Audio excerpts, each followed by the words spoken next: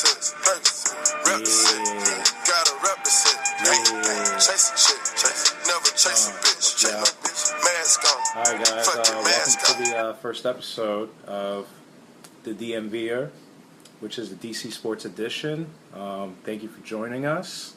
I am your host, Booba, and I am joined by my cohort, my co-host, my best friend, Dave.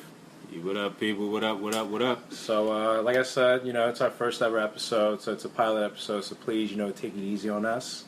And, tonight we're basically going to, cover DC sports and, good vibes are going in the city, and, yeah, so let's get to it, man. So, Dave, I have a question for you, man. All right, let's go. So, I came up with this hypothetical during the week, and I was thinking that they came out with a top 10 list of the DC sports athletes. Okay. This was according to Washington Post. And I was just wondering, so let me just go ahead and read down the list of the top 10 athletes. All right. So, number 1, Alex Ovechkin. That's good. Number 2, Max Scherzer. Maxie. Number 3, Bryce Harper. Beard. Number 4, John Wall. Wall star. Number 5, Kirk Cousins. Captain Kirk. Number 6, Steven Strasburg. Strass. Yeah. Number 7, Trent Williams. Silverback. True. Number 8, Daniel Murphy. Murph. Yeah. Number 9, Josh Norman. J-No. And number 10, I want you to take a wild guess who number 10 is. I'm going to have to go with, I guess, Jordan Reed. Ding, ding, ding, you're correct. It is Jordan Reed. So, I have a question. We got to find a nickname for him, though. Yeah, I usually call him Jay Reed. So, Jay Reed. Yeah, Jay Reed is that nickname for him. So, question is, who is your top DC sports athlete? Out of everybody that's on that Out list? of everyone that's on that list right now, if you had to make changes on that list, who would be number 1? Number 1 for me. And who would be number 10? Number 1 for me would be Max. I have to go with Max Scherzer at number 1. No disrespect to John Wall or nothing like that, but it would have to be Max Scherzer at number 1. As far as we are having technical difficulties, everyone, so please bear with us. We're back now. And we're back. But as far as number 1, yeah, it'll be Max Scherzer. For number 10, I mean, I would keep Jordan Reed at 10. I'd keep him at 10. Okay. I'm going to be honest with you. When I saw the list on the Washington Post, I'm not going to lie to you, that was actually the exact same list I had in my mind. I was like, you know what? I agree with Alex Ovechkin being number 1, and I agree with Jordan Reed being number 10. But honestly, I'm with you. I would put Max Scherzer at 1. Yeah. And I would actually put Bryce Harper. Bye. You know what? I would put Scherzer at 1. I would put Wall at 2, and I would put Harper at 3. Yeah. I would actually change up the order. And then 4. For me, 4th, I would have to throw Trent Williams up there. Yeah, absolutely. He's like our best player. He's one of the best left tackles in the NFL right now. Yeah, so. And absolutely. And as a matter of fact, according to Madden 18, he's the top-rated tackle in the game. Overall, 95. Yeah, which is amazing. So it's just going to show you, man, DC sports is blossoming. So I am definitely excited about, our prospects. But, so, yeah, I mean, that's where I stand. I'll go off the record. Everybody listening out there, the NL Cy Young winner is going to be Max Scherzer. I agree. Max Scherzer all day. I agree. And I'll go one step further. It's going to suck because I feel like not Steven Strasburg, but I feel like Gio Gonzalez should be up for the Cy Young as well, but he's going to fall short. Yeah. He may even finish 2nd or 3rd. So. Yeah. Now, MVP for National League, that's going to be kind of tough. Yeah, it's going to be tough, but I have to give it to Daniel Murphy because the guy is batting .360. I think Daniel should have had that batting title last year. He should. But that was a whole nother, But it's all right. Yeah. Daniel Murphy is the hit. You know what? Machine. There's a big omission on this list, and I'm actually going to add an honorable mention. I think Anthony Rendon should be as an honorable mention for DC sports athletes. Yeah. I think he got snubbed for the All-Star game. He should have had that last spot because he's having a nice season. 21 home runs, 70 RBIs. He's having a great season, productive season. Yeah, so, I agree. Shout out to Anthony Rendon. Sure. Matter of fact, shout out to the whole DC sports. Period. Period. Nationals, Wizards, Redskins, period, Capitals, man. Castles, everybody. Yeah, man, we're doing even it. to the Valor. I mean, we ain't gonna forget y'all, even though you suck. Yeah, but it don't matter. I mean, it's arena football. Who watches arena football, anyways? But yeah, I mean, I agree. So I think that that about sums it up. As far as the DC sports athletes go, I'm excited about the prospects. So as we were talking about the Nats, we might as well dive into what's going on with them, man. They won 3 straight. Yeah. Beating up on the Marlins. Yeah. Then again, except everybody that beats one up game on the Marlins. they didn't score. It was 7-0. I was kind of disappointed in that game, but they followed through and won the series, so that's a good thing. Like I said in prior engagements that we had, I said that as far as the offense wise, that was actually well worded. Prior engagements. The Nationals, I told you, coming out of the All-Star break, the bats are still going to be hot. That's not going to change. The bats are still going to be hot. The only thing is, how would the bullpen fare? And since they've made those trades, the bullpen is actually looking pretty good now. I'm actually liking the bullpen now. Absolutely, man. I love the bullpen, man. Ever since we picked up Matson, Doolittle, and now Kinsler, who's going to be, the setup man for Doolittle to come in. Yeah, I mean, that's just. I think we have a shot now. But you know who I really miss though? That I really loved when we had the 8th and the 9th. I miss Tyler Clippard and Drew Storm. I'm not even gonna lie. I do too. But you know what? They messed. I just felt like the management at the time, they really messed up Drew Storm's confidence, man. They got into his head, man. But everybody knows, if you're a real Nationals fan, you remember back then they had the Chief. Yeah. Mm-hmm. They had the Chief. Yeah, the Chief. Yeah, the Chief, man. Came in, he locked them saves down. He did, man. He did. And anybody that's a real Nationals fan, you know who the Chief was. He did come to the park a couple of times some years ago. He did come to the park. Mm-hmm. If you don't know who the Chief is, I'm going to tell you. It's Chad Cordero. Mm-hmm. He was the lockdown closer in the 2005 Nationals. He was the face of our, bullpen. He was the face of the bullpen. And I miss Chad Cordero, man. Yeah. Miss that guy, man. But, his season his career got cut short for injuries and stuff. But he was one of the baddest closers. And didn't he have 20 saves at one point, in a row? Yeah. It was crazy. The guy he just went out there. He did his grizzly. I really give it up to the Nets front office for how they handled the farm system. They did a really good job with the farm system because I agree. The Nationals, when they first started out, it was iffy. Yeah. But the draft, accruing up first round draft picks and all that, you turn it around. They built one of the best farm systems in the league, and now look at the team now. They're actually contenders now. They're winning division titles. No, absolutely. And I just love the fact that, even though we're making those trades, we're making those moves to bolster our bullpen, and we gave up, a little bit of our prospects. I mean, we still have a really good, farm system. So, despite giving up, prospects, I mean, but it's still looking good down the road. Yeah. But some prospects, I'm not gonna lie, they still need some work. Eric Fetty when he came up to start that one game. Yeah, it was a good start for him to give him that experience, but you could tell he still needs more work to do. So hopefully he's down in AAA getting everything together. So when it's his time to come up and be in that rotation, we'll have a solid rotation. So I agree. I mean, and you know what? He's lucky that the team came back and won that game. That was actually an exciting game. That was against the Rockies. That was a. Oh no, you're right. My bad. I was talking about the Cubs because he did pitch against the Cubs. Yeah, he pitched against the Cubs. Yeah, I was talking about that game. The game he had, that terrible game against the Rockies. Yeah, let's not even. I don't. They was hitting off him I don't know what. I was kind of like the second game of the season against the Phillies. No, the second series of the season against the Phillies. When what's his name, Guthrie? My goodness gracious! And they cut him after that. Yeah, he gave up 9 runs in the beginning of the game. That was insane. That was crazy. Yeah. Well, yeah. So, moving on to the Wizards. How about them Wiz kids, man? I thought they had a very interesting offseason. They did. They didn't really make a big splash, but I was hoping that they would at least try to go get Paul George and lobby. Well, John Wall did lobby for Paul George to come here, but wound up getting traded to the Oklahoma City, the Thunder. So, that didn't work out. But I understand John basically still wants to be here, but his whole goal is to win a championship for DC. He said that in the press conference. Even before the press conference, he even said it on Twitter on a video when he was letting everybody know that he's coming back when he signed that 4-year, 170, the Supermax deal. He came out and was like, "Look, you guys, it's official.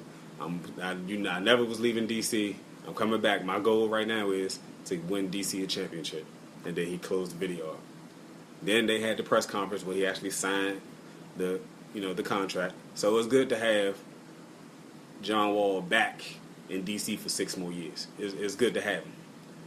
Yeah, I agree. If you don't know why it's 6 years, I'm gonna tell you. He already had 2 years, $37 million on his contract that he had before. When he signed the extension, it was 4 years, 170. So altogether, it's 6 years, $207 million he has on his contract right now.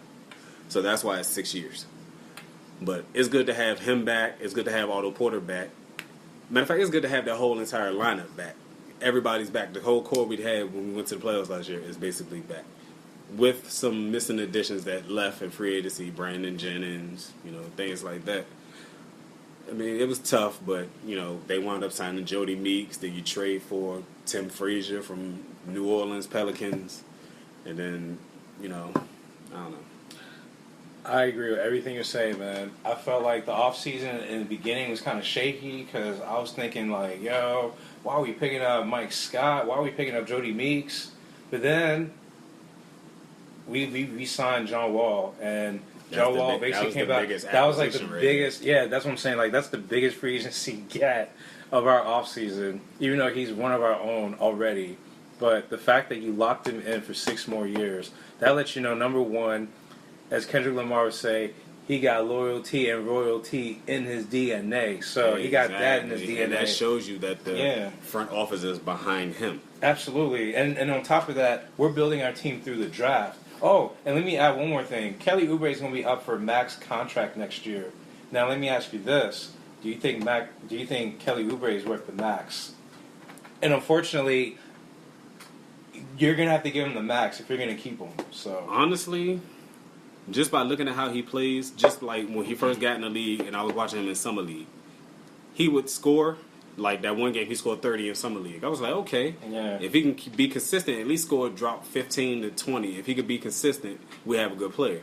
But then it'll be one day he'll score 30, one day he'll score 12. And I'm like, oh, man, he's inconsistent with his offense. Now, defensive-wise, he's a monster. He's a monster on defense. Yeah. But the only thing I don't like in his game is when he gets too aggressive and commits fouls.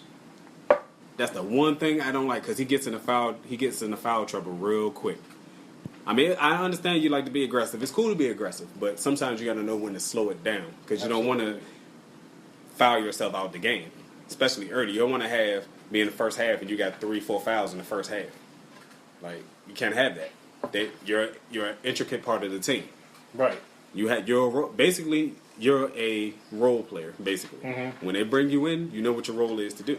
But back to that point you just made, I just attribute that to youth. You know what I'm saying? Like, he needs to learn the game, and because of his youth, like, you got to give him a little bit more time to be more seasoned, and he needs more playing time. Right. He needs more, like, coaching. He needs more of everything. But other than that, man, Kelly Oubre's got the stuff. Yeah, Kelly Oubre, he can play. He's got all the attributes that you're looking for in a role player, He's got the size, he's got the length, he's got the speed, he's got the defensive intensity, He just needs to work on his offensive game. He needs to get buckets. So let me ask you this. If the Wizards didn't re-sign Porter, or they didn't match the deal that the Kings offered him, right, do you think Kelly Oubre would have been moved into the starting spot for a small forward? Yeah, but you know what? That would have been a big mistake if we had done that. Because at that point, I would have been like, yeah, he's not ready to be a starter yet. Like, he's perfect at what he is, and that is a 6-man. And I think financially, we probably would have been okay because it would have given us flexibility to go out and get a Paul George, get a superstar small forward. Exactly. And I think we really had the cap. I think we had the cap to do. We had the cap to do it. We had to. Yeah, we had the cap.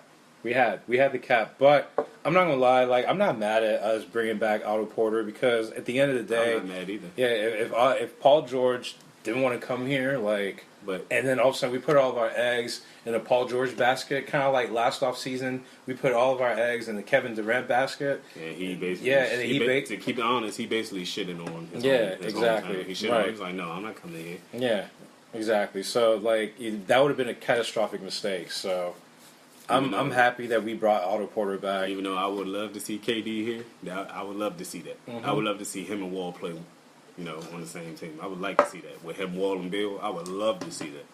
That would be one of the best big three from when they had Gilbert, Caron Butler, and Jameson. Yeah, but this team has the opportunity to have not a big three, but a fantastic four. Well, you know what? I'm gonna say they actually have a fantastic four. Yeah, because you got Oubre coming off the bench, and if Oubre can get you, I'm not even going to say Oubre. I like Morris. Oh yeah, true. Okay. That's what we can have a Fab Five because if Oubre comes off the bench and he gets you like 15 and 8, dude, who's gonna see us in the East? You gotta think about it. And then we have Gortat coming back as well. Yeah. At first, he was saying at the end of the season when they lost to Boston in the Game 7. He was basically going out saying he can't take this anymore. He either wants to be traded or released. Right. Then later on down the line comes out he wants to stay. I mean, don't get me wrong. Gortat, I like Gortat as a player. He can get you double-doubles. I like that. He can rebound, but he needs to work on his post presence more. He needs to be more aggressive in the paint. I don't understand why he's complaining because every game that I've watched, the first play of the game is always get the ball to Gortat to get him going offensively.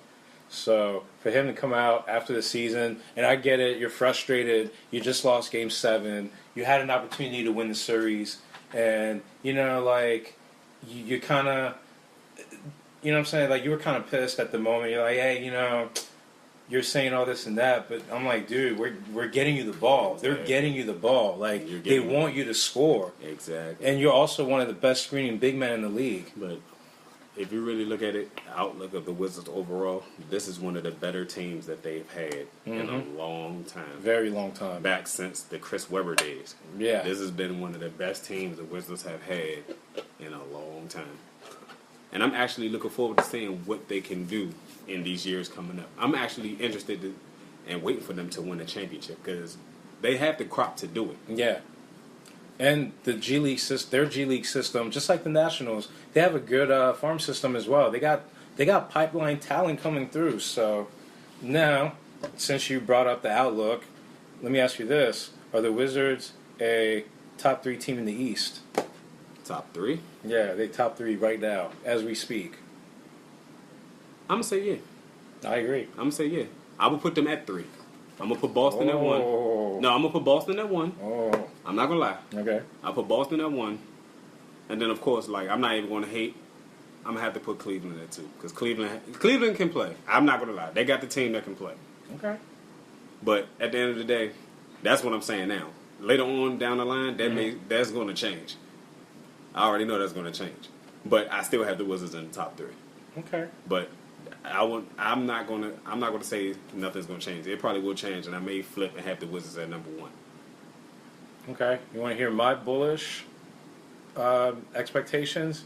I got Cleveland 1, and I got us at 2, and I got Boston 3. I'm sorry, I think we're better than Boston, man. And that playoff series showed me that we are better than Boston. We are, but I'm not gonna lie.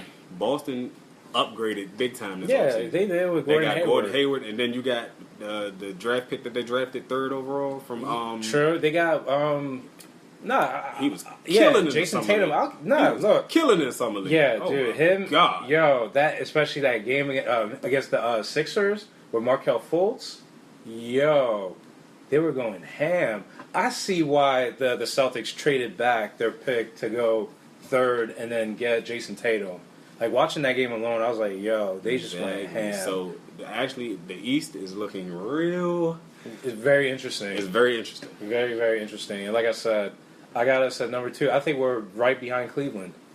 Actually, I believe we can be above Cleveland for real. Yeah, I think we're right behind Cleveland. But the reason why I'm saying we're right behind Cleveland right now is because as long as LeBron James is in the East, it's going to be hard for any team to dethrone him. So yeah, I have to agree with you on that. Yeah, so man, I'm excited, man. I can't wait for. I can't wait. Can't wait for the season to start. But before the NBA season. Obviously, football being underway and all.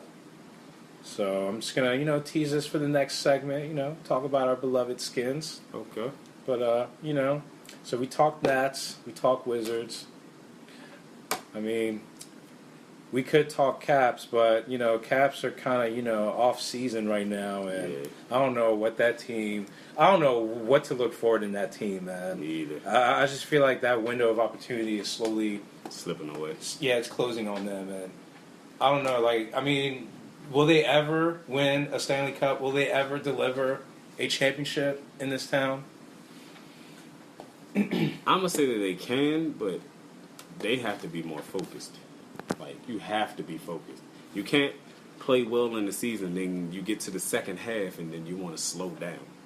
No, you got to keep that full head of steam. You have to.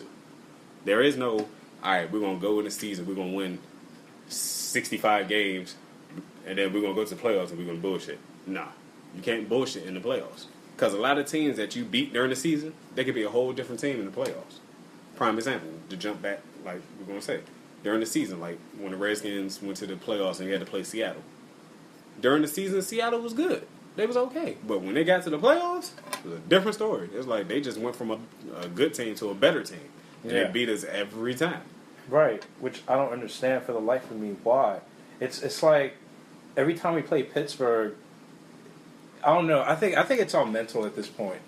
It's all mental, man. Like there's always that one team that when you go up against in the playoffs, they just own you. They just have your number. They're just like, yeah, dude, like, oh, we know how to play these guys. Yeah, and that's Sally. That's Sally around the block. Yeah, I know her. I know what she does. I know her tricks. That's what I really think. I really think that when it comes to DC teams and they get to the playoffs, I think they lose confidence. Yeah, I just feel like the moment's too big for us. That goes for every team. Like, the moments just get too big. But you look at the Wizards, man. I feel like of all the teams, the Wizards were the ones that actually had the best chance to make it to the conference finals. All it took was that one game in that series, which was Game 2. Like, have we won Game 2?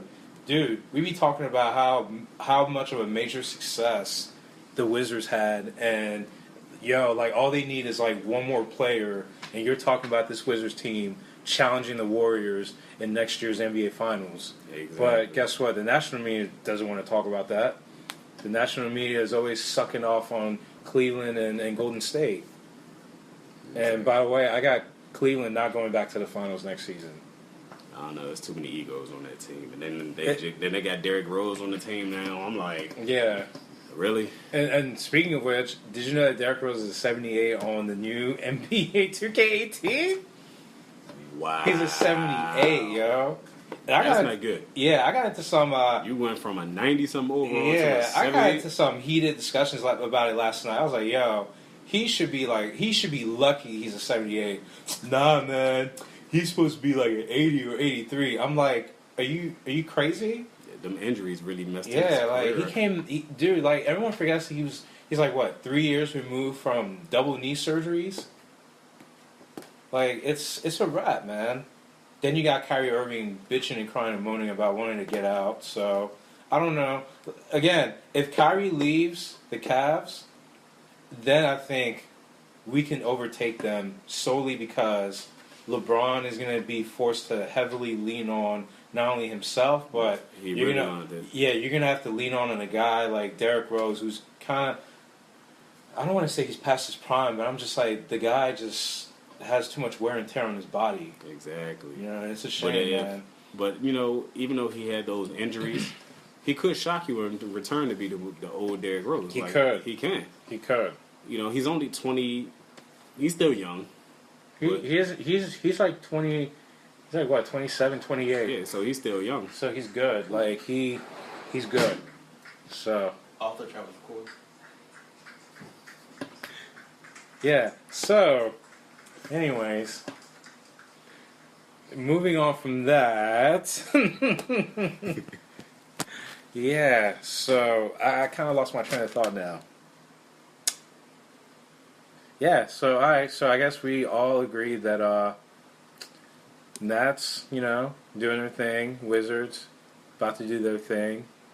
Caps, get your stuff together. Basically. All right, and I guess that's all we got for our DC Sports, breakdown. So I want to thank y'all for joining us, and catch y'all on the flip side. Deuces.